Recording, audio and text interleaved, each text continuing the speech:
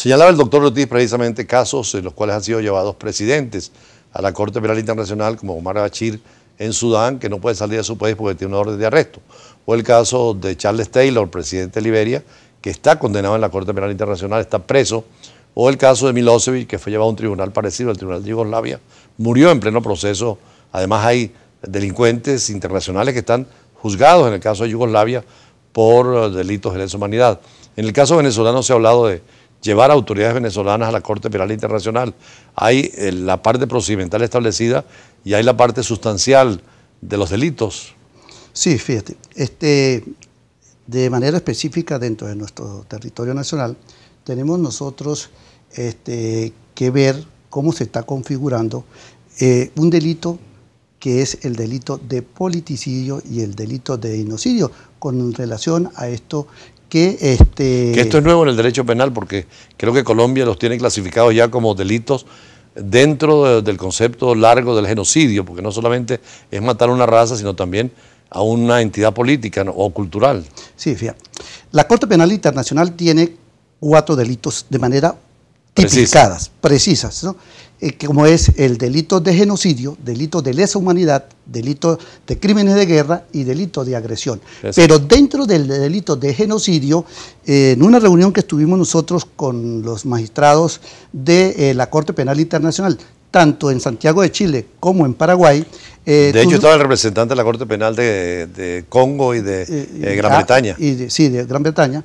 Entonces, hablando allí, hay la posibilidad que el delito de politicidio y el delito de genocidio sea configurado dentro del delito de genocidio, ¿no? Sí, porque el genocidio inicialmente era la raza, ahora puede ser también por razones políticas, religiosas o culturales. Correcto. Por ejemplo, aquí en Venezuela, para todos es sabido que de 84 partidos políticos que estaban constituidos dentro del ente rector, como es el CNE, hoy en día quedan solamente 17. O sea, hay una especie de línea de abolición de política. Desaparición absoluta. Y si nosotros vemos lo que dice el artículo 1 de nuestra Constitución, el artículo 2, dice, en todo Estado de Derecho debe existir una gama de posibilidades que sea el ente soberano, como lo establece la Constitución, que elija a su manera y no que le den solamente 2 alternativas. De hecho, la Asamblea Nacional es una expresión de esa pluralidad que ahora con la Asamblea Constituyente la opaca totalmente.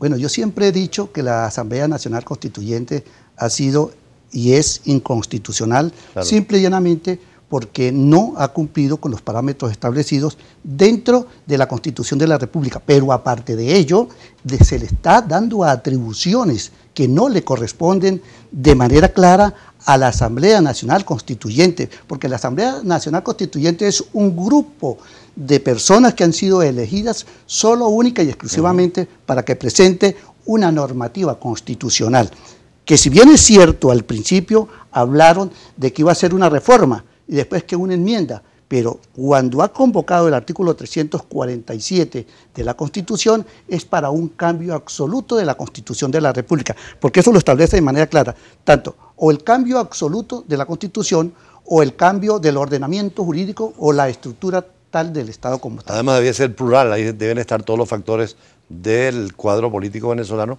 para una constitución, es un consenso, no de un solo partido como está constituido actualmente. Sí, y veo con muchísima preocupación recientemente una decisión sacada por decreto de la Asamblea Nacional Constituyente en la cual convoca a elecciones, claro, sin que se consulte al ente rector. Aquí debe haber y debe cambiar de alguna u otra forma por la vía constitucional nuestro ordenamiento jurídico y que se respete todas y cada una de las instituciones y los poderes netamente constituidos. No, estos días hemos tenido elecciones en Costa Rica, tuvimos un referéndum en Ecuador, hubo elecciones en Argentina y vemos la transparencia, nadie duda de la autoridad electoral en esos países.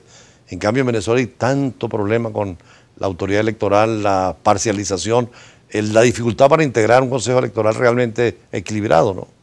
Yo creo que el deber ser ciudadano embajador es la transparencia. Claro. Aquí para que se convoque a unas elecciones presidenciales que deben de ser, el deber ser... Durante el año. Sí, durante el año 2018. Y al final sobre todo. Sí, al final de este año, debería estar todas las autoridades internacionales claro, y una vigilancia, una supervisión. Una supervisión, pero de manera clara, de manera sí, porque precisa. ir a una elección que no sea clara ni transparente no vale la pena, porque prácticamente desfigura lo que debiera ser la autonomía del poder y sobre todo la soberanía y la representación. Aunque yo les digo lo siguiente, la institución no mata votos.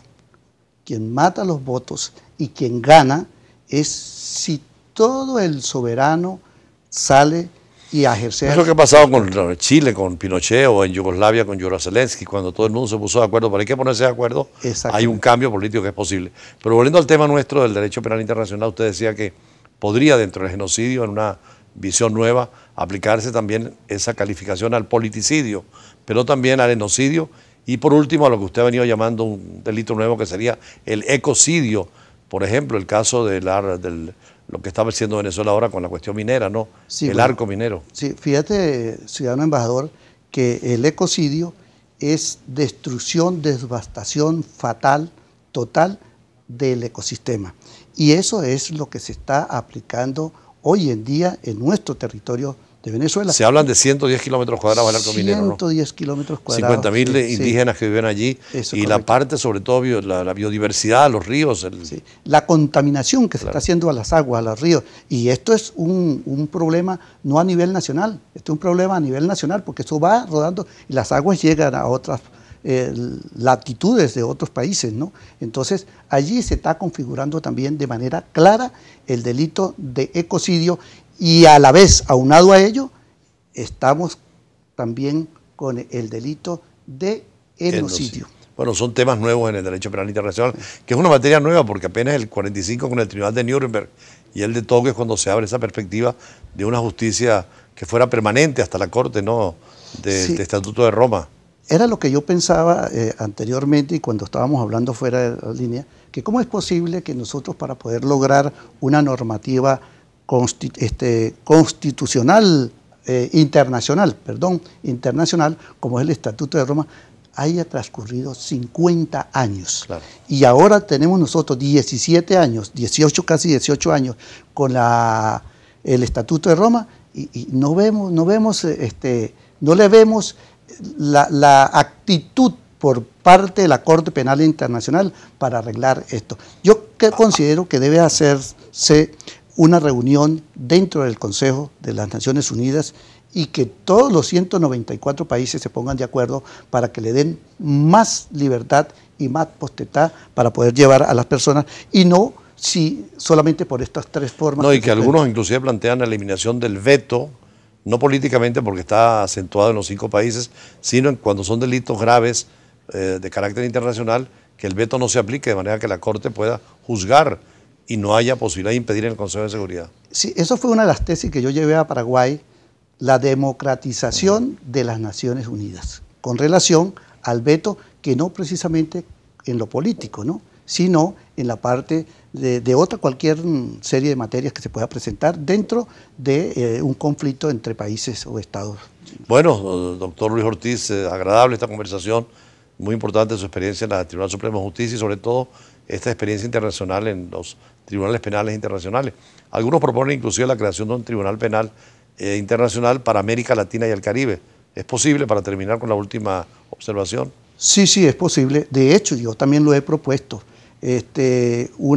Como existe la Corte Penal Internacional, una corte regional para el cono sur. O regional. O regional, como es posible, si es posible, factible.